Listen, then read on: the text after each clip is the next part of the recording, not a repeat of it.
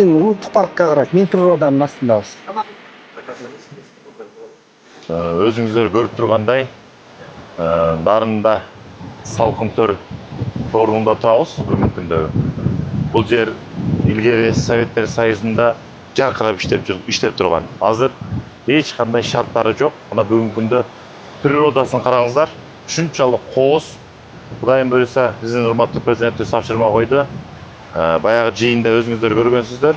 Канча Кыршаевич тапшырма коюп, мына жолун толугу менен бүтүрүп, андан сырткары мына аларча коругундай кылып туруп, сонун апрейндерди коюп, ресторанды коюп бул жерге ушул Нарын шаарынын жарандарына, элдерге бүт шарттарды түзүп берип буюрса, андан сырткары дагы мына туристтер келе турган жайга айланып калабыз. Мына туризмдин башаты эң биринчи өзү шарт түзүшүбүз керек.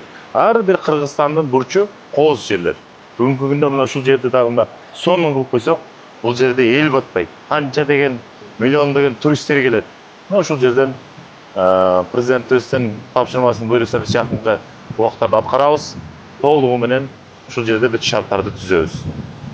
Салкын төр реконструкциялоо иштери боюнча биз жалпысынан азыр долбоорун сунуштап жатабыз. КППдан баштап башынан аягына чейин аларчанын толук кандуу системасын ишке киргизебиз. Андай эмесе биздин ресторандар жана ошондой эле гостиничный комплекстер салынат. Бул жака бардык шарттары түзүлүп, туристтерге ыңгайлуу шарттарды долбоорго сунуштап атабыз. Азыркы учурда долбоор толук кандуу бүткөн соң иш башталат.